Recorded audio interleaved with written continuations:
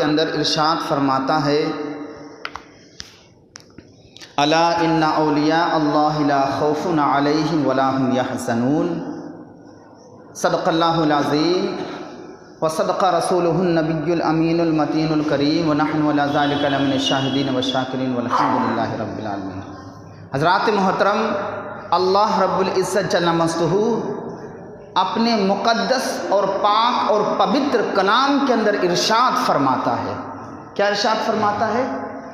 الا ان اولیاء اللہ لا خوف علیہم ولا هم یحزنون، بے شک اللہ کی ولیوں کو نہ ہی کوئی خوف ہے نہ ہی کوئی غم۔ غم کس معنی کر کے؟ اولاد چھن جائے تو انہیں غم نہیں ہوتا، مال ہلاک ہو جائے تو وہ حزن و ملال نہیں کرتے،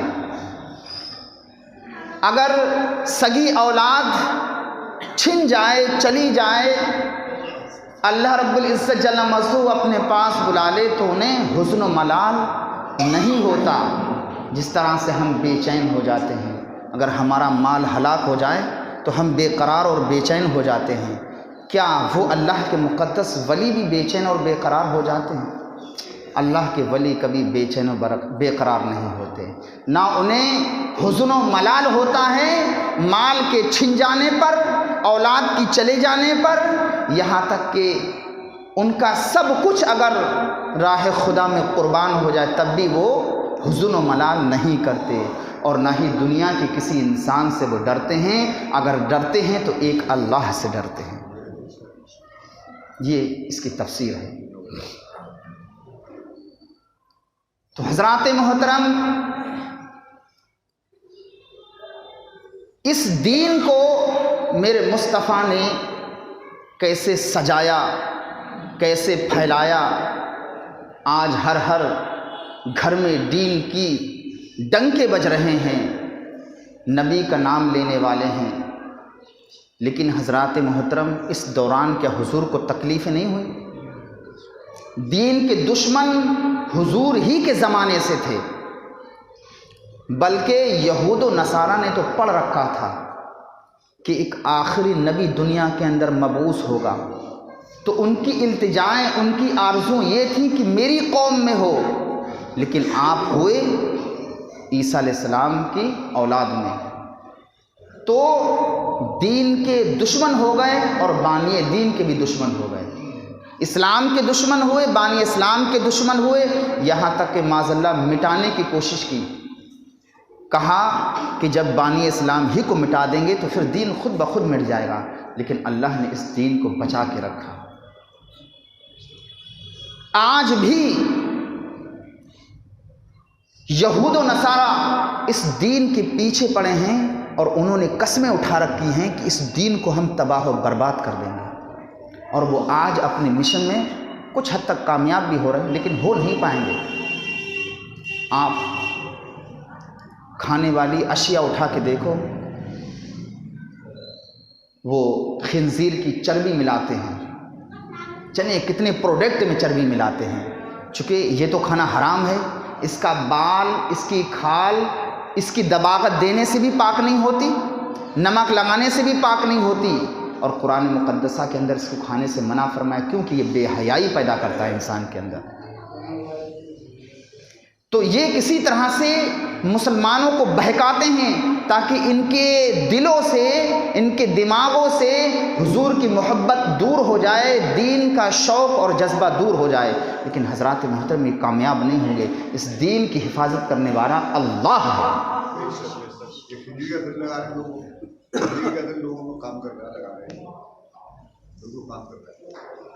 لیکن یہ کامیاب نہیں ہوں گے۔ انہوں نے حضور کے زمانے میں بھی بہت ہی پروپیگنڈا رچا، لیکن کامیاب نہیں ہوئے، آج بھی رچ رہے ہیں اور یہ رچتے رہیں گے، لیکن انشاءاللہ تعالی یہ کامیاب نہیں ہو سکتے۔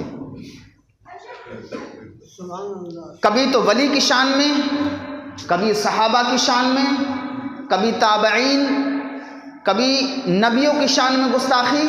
آج کے اس دور پرفتن دور میں اسکول کالج میں بھی اس طرح کی باتیں بتاتے تاکہ بچوں کے ذہن میں تشکک اور تردد پیدا ہو جائے مذہب اسلام کے متعلق، دین کے متعلق۔ بچے شکوک اور شبہات میں پڑ جائیں، اللہ اکبر، یہ ان کا منصوبہ ہے، لیکن ان کا منصوبہ یہ کامیاب نہیں ہوگا۔ اس لیے کہ اللہ کے نزدیک اگر سب سے محبوب دین کوئی ہے تو دین اسلام ہے، سب سے پیارا دین اگر کوئی دین ہے تو وہ مذہب اسلام ہے۔ اللہ کے نزدیک اگر کوئی عرف و اعلیٰ مذہب ہے تو وہ دین اسلام ہے، اس سے بہتر کوئی دین نہ ہے، نہ اب کوئی دین آئے گا۔ اور اللہ نے ایسا محبوب عطا فرمایا جو تمام نبیوں میں اللہ کا سب سے چہیتا جناب احمد مجتبیٰ محمد مصطفیٰ صلی اللہ علیہ وسلم، اللہ نے ہمیں ایسا محبوب عطا فرمایا، سبحان اللہ، جو تمام محبوبوں میں الگ امتیازیت رکھتا ہے، جو تمام رسولوں میں یکتا نظر آتا ہے، جو تمام رسولوں میں سب سے افضل و اعلیٰ ہے۔ اللہ نے وہ محبوب عطا فرمایا اور ایسا قرآن عطا فرمایا، سبحان اللہ، جس میں ہر خشک و تر کا ذکر ہے۔ ایسا قرآن، ایسا صحیفہ عطا فرمایا جو تمام صحیفوں میں افضل ہو، ایسا محبوب عطا فرمایا جو تمام محبوبوں میں سب سے افضل و اعلیٰ ہو، ایسا رسول عطا فرمایا جو تمام انبیاء علیہ السلام کہتے رہے یا اللہ اس نبی کی امت میں ہمیں بھیج دے، لیکن وہ شرف انہیں نہیں ملا جو شرف ہم امتیوں کو ملا ہے۔ تو ایک سوال پیدا ہوتا ہے کہ میرے جتنے بھی نبی آئے ان کے بعد ایک کے بعد دیگر انبیاء علیہ السلام دنیا کے اندر تشریف لاتے رہے، ایک گیا تو دوسرا آیا، دوسرا گیا تو تیسرا آیا، اس طرح سے کم و بیش 1,00,000 یا 2,24,000 انبیاء علیہ السلام دنیا کے اندر آئے۔ کیوں آئے؟ رشد و ہدایت کے لیے، ایک اللہ کی عبادت کرنے کے لیے، کہ ایک اللہ کی عبادت کرو، رسول کو مانو، گناہوں سے دور رہو، زنا سے دور رہو۔ تو جتنے بھی انبیاء علیہ السلام دنیا کے اندر آئے سب نے یہی پیغام دیا، لیکن حیرت اس بات کی ہے میرے نبی کے بعد کوئی نبی نہیں آئے گا تو یہ رشد و ہدایت کا سلسلہ کیسے چلے گا؟ بات سمجھ میں آئی؟ میرے مصطفیٰ کے بعد اب کوئی نبی نہیں آئے گا، میرے نبی کے بعد اب کوئی نبی نہیں آئے گا، لیکن یہ رشد و ہدایت کا سلسلہ اب تو 1400 سال ہو چکے، لیکن قیامت دور ہے، قیامت تک یہ سلسلہ کیسے چلے گا؟ اب کوئی نبی نہیں آئے گا لیکن رشد و ہدایت کا معاملہ کیسے چلے گا؟ تو میرے مصطفیٰ نے ایک حدیث پاک بیان کی، سن لو، سبحان اللہ۔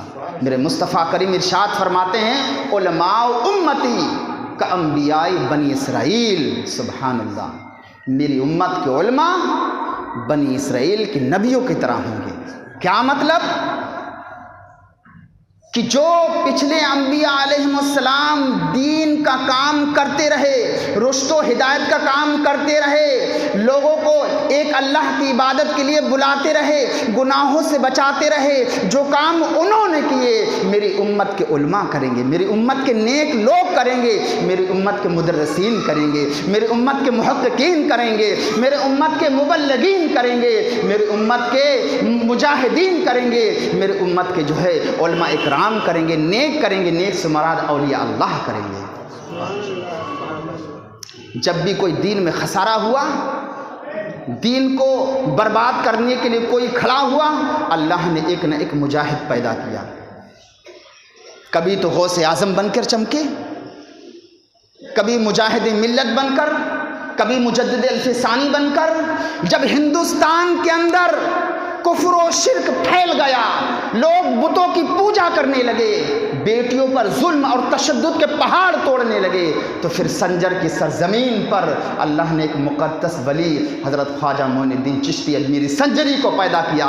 کس لیے پیدا کیا؟ تاکہ ہندوستان کے اندر جو ظلم اور تشدد ہو رہا ہے، جو بچیوں کے اوپر ظلم ہو رہا ہے، کفر و شرک میں لوگ ڈوبے ہوئے ہیں، ایک اللہ کی عبادت چھوڑ کے بتوں کی پوجا کرتے ہیں، کبھی آگ کو پوجتے ہیں، کبھی سورج کو پوجتے ہیں، کبھی جو ہے در و دیوار کو پوجتے ہیں، کبھی موجوں کی، پانی کی موجوں دیکھتے ہیں، سمندر کی موجوں دیکھتے ہیں، ان کو پوجتے ہیں، کبھی کسی اور کو، کبھی پتھر کو، بھی پیڑ کو پوجتے ہیں۔ تو اللہ نے سنجر کی سرزمین پر خواجہ معین الدین چشتی اجمیری سنجری کو پیدا کر کر یہ بتلا دیا کہ یہ میرا محبوب اب جا کے ہندوستان میں کام کرے گا۔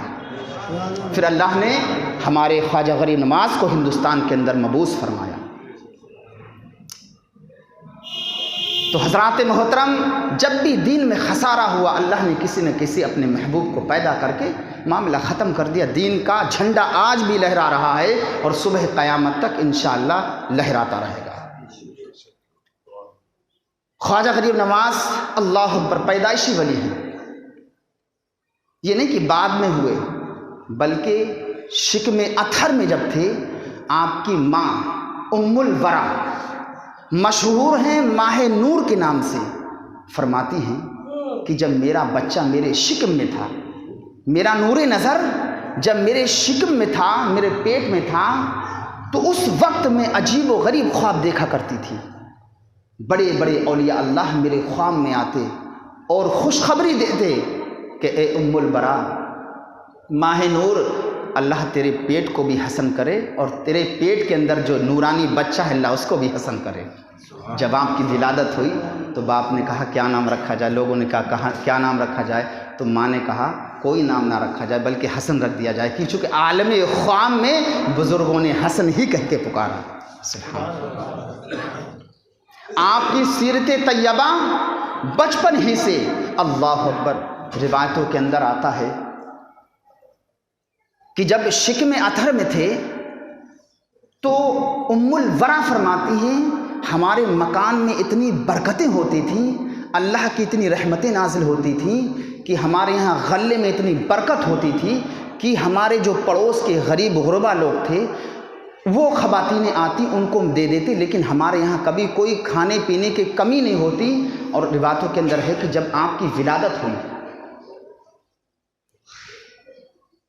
ایک روایت میں یہ بھی آتا ہے کہ جب بچہ، آپ نے سنا ہوگا کہ سائنس بھی کہتی ہے کہ جب بچہ 4 ماہ کا ہو جاتا ہے، جب حمل ٹھہر جاتا ہے 4 ماہ کا ہو جاتا ہے تو اس کے اندر جان پڑ جاتی ہے.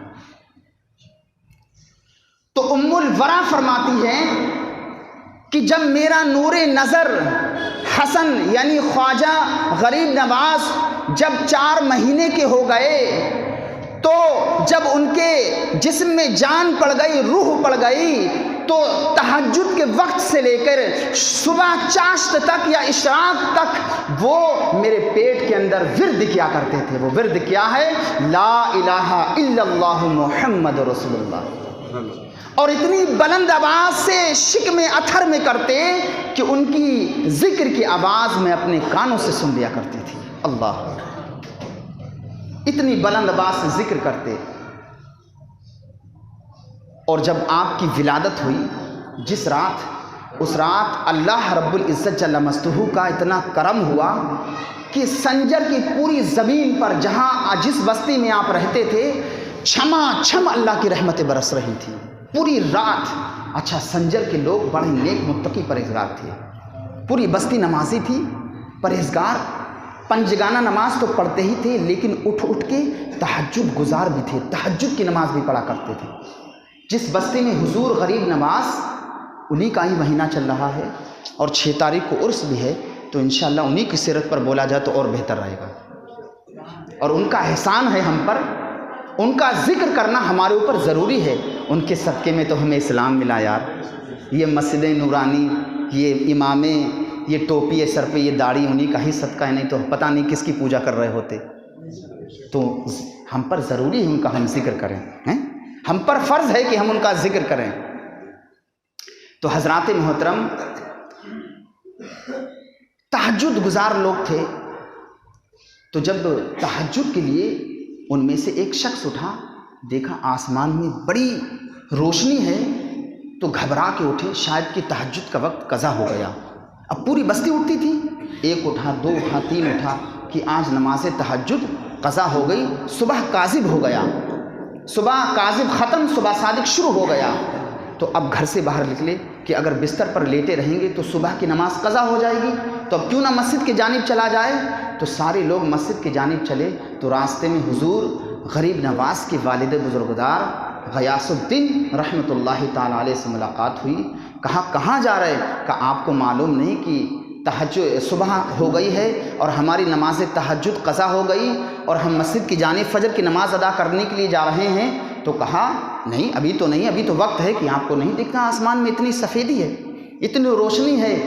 کہا نہیں. غیاث الدین بولے ارے گھبراؤ مت، یہ تو روشنی پوری رات سے ہے اور اس سے بھی زیادہ اگر نور برستا ہوا دیکھنا چاہتے ہو تو غیاث الدین کے آنگن میں صحن میں دیکھ لو، اللہ کی رحمتیں برس رہی ہیں، اور تو اور در و دیوار سے بھی اللہ کے نور کی بارشیں چھم چھم برس رہی ہیں۔ تو کہا سبب کیا ہے؟ کہا آپ کو نہیں معلوم، ہمارے یہاں ایک بیٹا پیدا ہوا، نورانی بیٹا پیدا ہوا، اسی کی آمد کی برکت ہے کہ پوری رات اللہ کی رحمتیں چھما چھم برس رہی تھیں۔ اللہ اکبر، یہ ہمارے غریب نواز کا کرم ہے اور ان کی یہ شان ہے۔ جب آپ کی ولادت ہوئی، جب آپ کی والدہ دودھ پلاتی اور اس زمانے میں قحط سالی کا معاملہ پڑ گیا تو خواتینیں آپ کے پاس کچھ لینے آتی کھانے پینے کا سامان، تو ان کے سینوں سے ان کے بچے لگے ہوئے ہوتے، تو بھوک کی وجہ سے وہ روتے اور خشک سالی کی وجہ سے ان کے ماؤں کے پستان سے دودھ خشک ہو گئے، تو غریب نواز دودھ پی رہے ہوتے، اللہ اکبر، دودھ کو پستان سے منہ کو ہٹا کے انگلی کا اشارہ کرتے کہ امی جان میں نے تو پی لیا ہے، ان غریب ماؤں کے بچوں کو میرے حصے کا پلا دیا کرو۔ اللہ اکبر، یہ غریب نواز یہ کوئی ایسا مسئلہ نہیں ہے کہ ہمارے حضور غریب نواز غریب تھے، بلکہ غریب نواز کا مطلب یہ ہے کہ غریبوں کو نوازنے والے تھے، غریبوں کو نوازنے والے تھے۔ بچپن کا زمانہ ہے، چھوٹے سے ہیں، شیر خوار ہیں، ماں کے شکم میں ہیں، ماں کی گود میں ہیں، دودھ نوش فرما رہے ہیں، غریب بچوں کو بلکتے دیکھا رہا نہ گیا، سسکتے دیکھا آپ سے یہ برداشت نہ ہوا، امی سے کہا امی، اشارہ انگلی کا کیا، امی میں نے تو دودھ پی لیا ہے، میرے حصے کا ان غریب بچوں کو پلا دیا کرو، میرا تو پیٹ بھر گیا ہے۔ اللہ اکبر، یہ حضور غریب نواز کی سیرت ہے، سیرت طیبہ ہے۔ آپ جب کچھ بڑے ہوئے، اللہ اکبر، ایک دن عیدگاہ کی جانب اپنے ابو جان کی انگلی پکڑ کے جا رہے تو راستے میں ایک چھوٹا سا بچہ آپ کی عمر کا روتے ہوئے دیکھا، تو قریب گئے، کہا بھائی کیوں رو رہا ہے، رونے کا سبب کیا ہے؟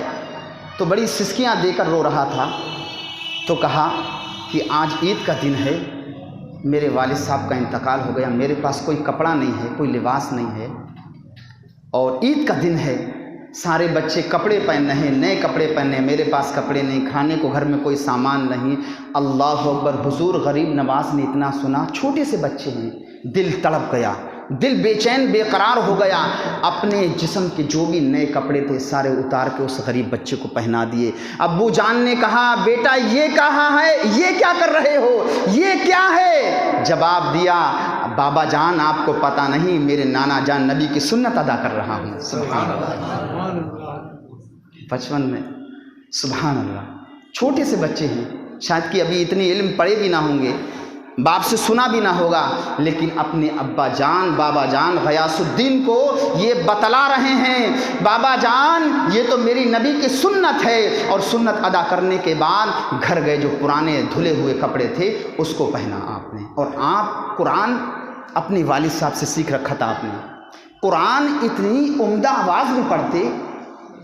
حضور غریب نواز بچپن میں ہی قرآن اپنے ابا جان سے سیکھ لیا، بابا جان سے، اتنے انداز میں، لب و لہجے میں، اتنی پیاری میٹھی بھری آواز میں پڑھتے کہ ہوائیں تھم جایا کرتی تھیں، ہوائیں تھم جاتی، چرند پرند اور جانور پشو پنچھی رک کر کے قرآن سنا کرتے تھے۔ اللہ، اور تو اور یہ جنات، ایک جنات بھی اللہ کی مخلوق ہے، کوئی بات نہیں، بیچارہ بچہ وہ پتہ نہیں تھا، اسے دھوکے سے ہو گیا، تو جنات بھی آپ کا قرآن سننے آیا کرتے تھے، چرند پرند اتنے میٹھے انداز میں، اتنے پیارے لب و لہجے میں قرآن کی تلاوت کیا کرتے تھے۔ ایک دن باغ میں ہیں اور آپ پانی دے رہے تو اچانک خود بخود پنچکی چلنے لگی، اور جب بھی کوئی پتا گرتا تو کوئی اٹھا لیتا، لیکن دکھائی نہیں دیتا، کوئی دکھائی نہیں دیتا، پنچکی چل رہی ہے اور باغ میں پانی لگ رہا ہے، جو پھل پک گئے ہیں وہ ٹوٹ ٹوٹ کے زمین پر آرام سے گر جاتے ہیں۔ تو آپ نے پوچھا اور یہ سلسلہ کافی زمانے تک چلتا رہا. آپ قرآن کی تلاوت کرتے، کام کوئی اور کرتا. ایک دن آپ کو خیال آیا، آخر پوچھا جائے یہ کون لوگ ہیں؟ تو آپ نے کہا بھائی کون ہو اور سامنے آؤ. تو 4 صورتیں ظاہر ہوئیں، عجیب و غریب صورتیں تھیں. آپ نے پوچھا آپ کون ہیں؟ تو کہا حضور ہم جناتوں میں سے ہیں.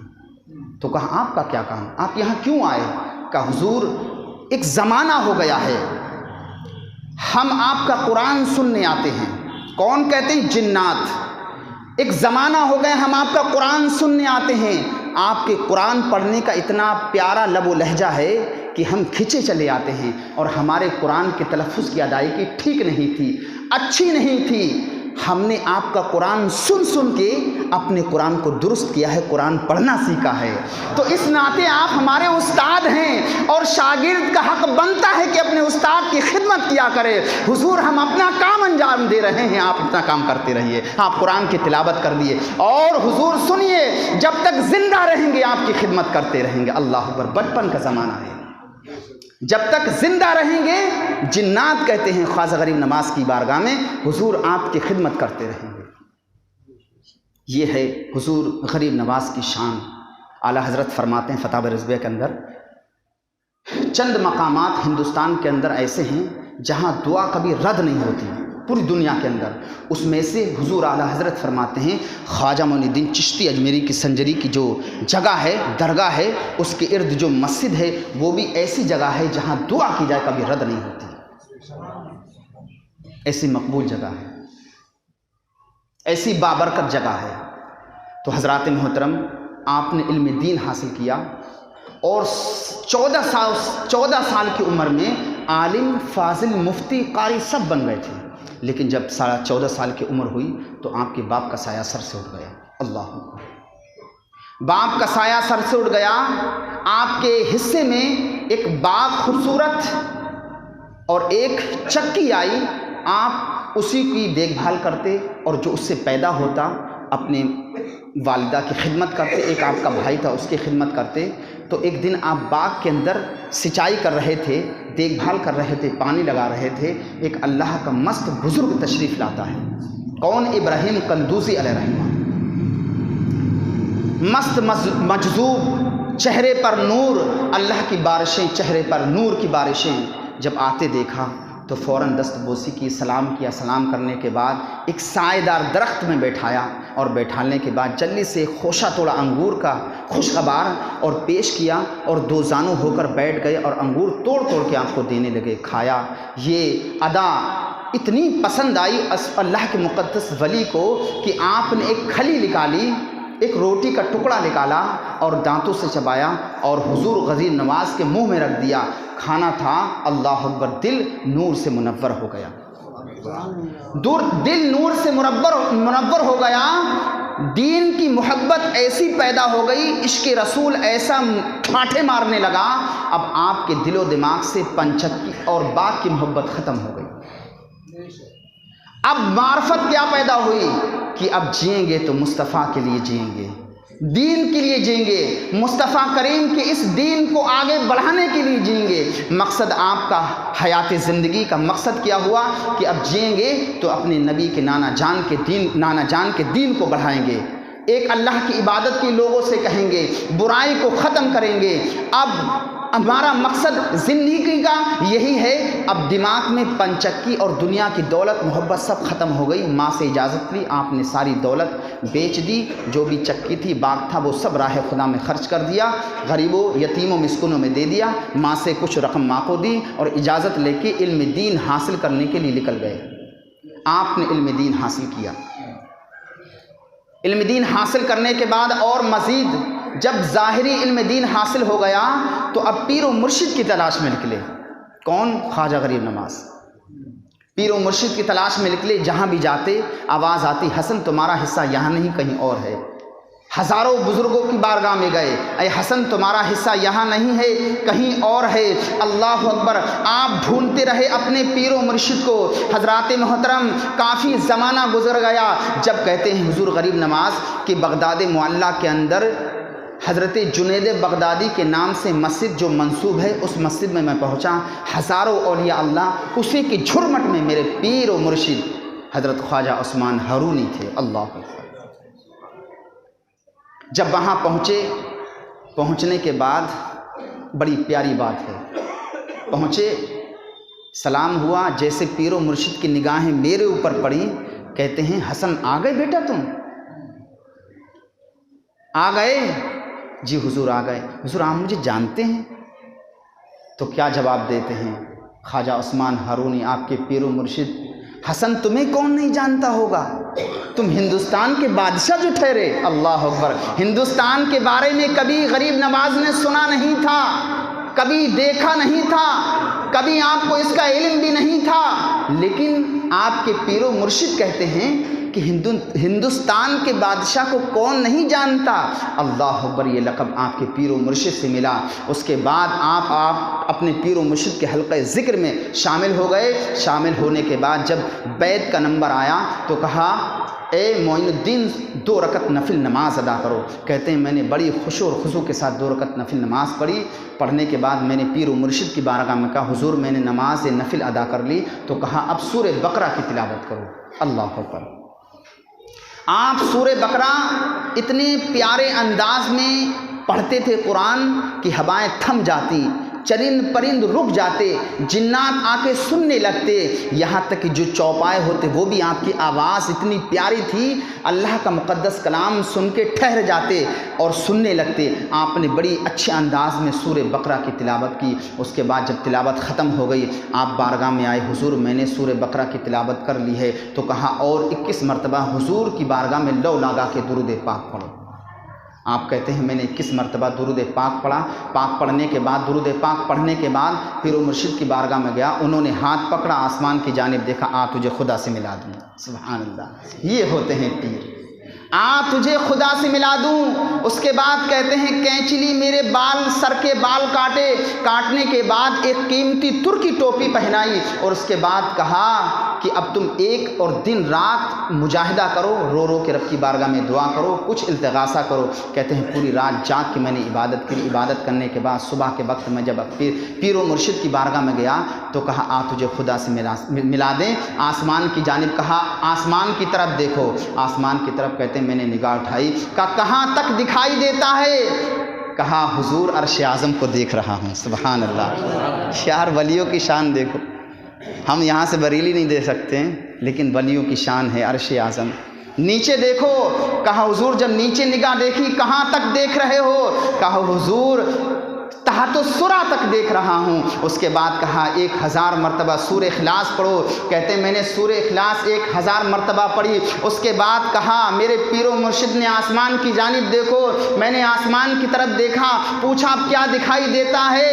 تو میں نے عرض کیا حضور اب مجھے حجاب عظمت دکھائی دیتا ہے، یعنی اللہ کے نور کی تجلیاں دکھائی دیتی ہیں۔ اس کے بعد پھر کہا مجھ سے کہا آنکھیں بند کرو، میں نے آنکھیں بند کری۔ اس کے بعد میرے پیر و مرشد نے کہا کہ اب آنکھیں کھولو، انگلی کو 2 اشارہ کیا اور کہا اس انگلی کے 2 اشارے کے درمیان دیکھو کیا دکھائی دیتا ہے۔ تو حضور خواجہ غریب نواز فرماتے ہیں جب میں نے ان 2 انگلیوں کے درمیان میں دیکھا اپنے پیر و مرشد تو مجھے 18,000 عالم دکھائی دے رہا تھا۔ اللہ اکبر،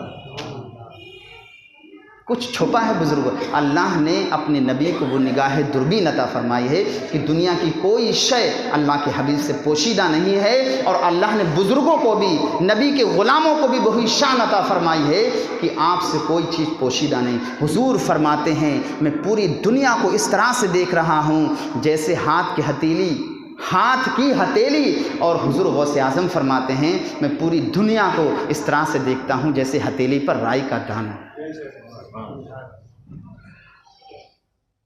اس کے بعد میں پیر و مرشد کی خدمت میں لگے رہے۔ کتنے سال تک؟ ٹائم بہت ہو گیا۔ کتنے سال تک پیر و مرشد کی خدمت کری؟ 20 سال تک۔ حلقہ ذکر میں 20 سال تک رہے آپ۔ اب ایک بات مجھے ذہن میں یہ آتی ہے کہ پیر و مرشد کی بارگاہ میں 20 سال تک ظاہری باطنی علم حاصل کرتے رہے، توشہ شریف اٹھا کے سر پر رکھتے، جہاں جاتے پیر و مرشد ہزاروں بزرگان دین سے ملاقات کرنے کے بعد آج ہم یہ کہتے ہیں کہ ہمیں وہ پیر کہاں دکھائی دیتے، ہمیں وہ پیر کہاں ملتے؟ تو حضرات محترم ہم ایک تو پیر کی کسی بات پر عمل نہیں کرتے. ہمارے خواجہ غریب نواز نے اپنے پیر و مرشد کی 20 سال خدمت کری. ہم سے اگر کہا جائے اپنے پیر و مرشد کی تم 20 گھنٹے خدمت کر لو تو ہمارے پاس جواب نہیں ہوگا. پھر کہتے ہیں کہ پہلے جیسے بزرگ کہاں؟ ارے پہلے جیسے مرید بن جاؤ، اللہ تمہیں پہلے جیسا بزرگ عطا فرمائے گا. ہر پیر مرید ہوتے وقت کچھ عہد لیتا ہے. وہ عہد کیا لیتا ہے؟ کچھ تبرکن کلمے پڑھاتا ہے. وہ آج آپ کو یاد دلانا، آپ کافی لوگ مرید ہوئے ہوں گے، آپ کو یاد ہے آپ کے پیر و مرشد نے مرید ہوتے وقت کیا عہد لیا تھا؟ 2 الفاظوں میں بتا دیتا ہوں. پہلے کلمہ طیبہ کا برد ہوتا ہے، لا الہ الا اللہ محمد رسول اللہ صلی اللہ تعالی علیہ وسلم، یا اللہ یا رحمان یا رحیم، دل مارا کن مستقیم وحق ایاک نعبد و ایاک نستعین. اس کے بعد پیر و مرشد یہ عہد لیتا ہے، اس بات پر عہد لو، کہو کہ میں اللہ کے سچے مذہب پر قائم رہوں گا، بد مذہبوں سے بچتا رہوں گا، نماز روزے حج ہر فرض و واجب کو اس کے وقتوں پر ادا کرتا رہوں گا، ہر گناہ خاص کر جھوٹ، بدی، غیبت، بد مذہب کی صحبت، گانے بجانے تماشوں سے بچتا رہوں گا. الہی میری توبہ کو قبول فرما اور میرے گناہوں کو معاف فرما، شریعت پر قائم رہ، نیکیوں کی توفیق دے. الہی مجھے غوث اعظم کی مریدوں میں قبول فرما اور بروز قیامت ان کے مریدوں میں اٹھا. اب پیر جب مرید کرتے وقت یہ الفاظ کہتا ہے، اس بات کا عہد لو کہ بد مذہبوں سے بچتے رہیں گے اور روزے نماز کی پابندی کرتے رہیں گے. آج کون مرید ہے جو روزے نماز کی پابندی کرتا ہے؟ ہر فرض و واجب کو وقتوں پر کون ادا کرتا ہے؟ پھر تم کہتے ہو کہ ہمیں پیر چاہیے خواجہ عثمان ہارونی جیسے. تو حضرات محترم، آپ کو مرید بھی خواجہ معین الدین حسن چشتی اجمیری سنجری جیسا بننا پڑے گا، تو انشاءاللہ آپ کو پیر ضرور ویسا ہی ملے گا، خواجہ عثمان ہارونی جیسا.